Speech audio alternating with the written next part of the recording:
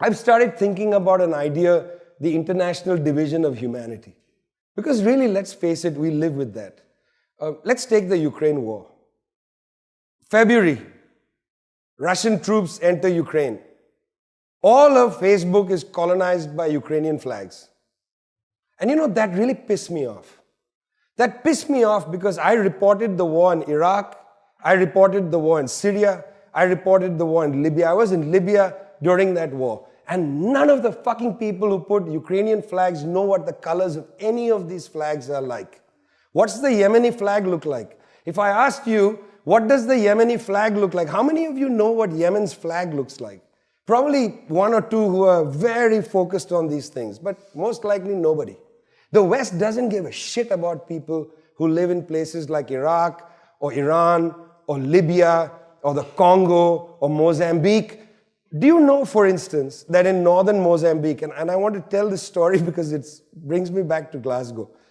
In northern Mozambique, in Cabo Delgado province, an insurgency began because ExxonMobil and Total, the French company, had made a discovery of natural gas off the coast of Mozambique, the second largest discovery off the coast of Africa. Exxon and Total were extracting natural gas, a lot of investment, and so on. Insurgency develops. People in Cabo Delgado, the poorest province in Mozambique, said, we're getting nothing from this. So an insurgency begins. I went to report this insurgency, found it very interesting. They called themselves Al-Shabaab, which is an interesting name because Al-Shabaab means the youth. It's a youth movement. But because it's in Arabic, it sounds like a terrorist organization. So immediately the reporting started that it's terrorists. Now what did the leadership of Al-Shabaab do? They affiliated with ISIS. They affiliated with ISIS. Because they were getting hit as terrorists, they needed arms and so on. They were not a terrorist organization. In fact, they were ex-Mozambican military and ex-Mozambican police, the ones who took up arms, because they knew how to use guns. Others didn't. And then what happens? The French come in and say, we need to crush them. Why do the French need to crush these young kids, many of them, some older? Why? Because of the investments of French Total and of ExxonMobil. But French didn't want to directly intervene. You've been reading recently, maybe you haven't seen this, in the Sahel region of Africa, the French have been getting politically clobbered. They were expelled this year from Mali. The dictatorship removed the French, said get the French troops out. I don't know if you follow this, but France invaded Mali in 2013 in Operation Barkhane. Well, they have been thrown out of Mali. They were skittish. Macron was not keen. It was an election year. He was not keen on sending French troops to Mozambique. So what did they do?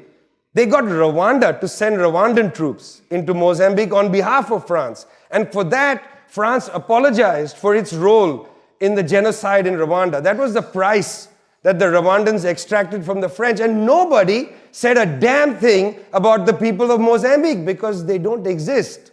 They are on the other side of the international division of humanity.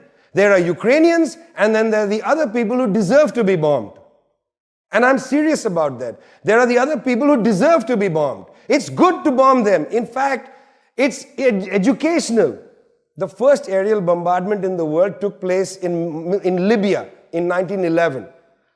It was the Italians who pioneered aerial bombardment. I remember being in Libya in 2011, the 100th anniversary of the first aerial bombardment in the world. It was done in Libya in 1911, and the West returns 100 years later to say, we're back. We're back. Now, what's interesting about the 1911 bombing is the futurists. You may not know about the future. They were all in. They thought it was great. And the texts that were written by the futurists and some of these early fascists, they wrote directly that these Arabs need to be educated. And the way to educate them is to bomb them. Because if you know, it's a little bit like if you're having a heart attack. You may or may not have seen this, right?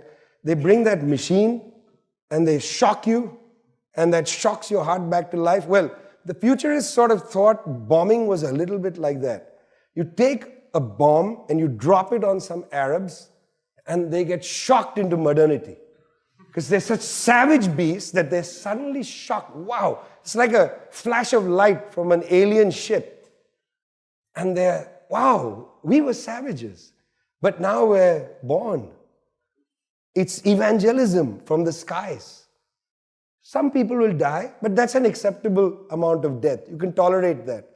One part of the international division of humanity is this, the death. It's acceptable for them.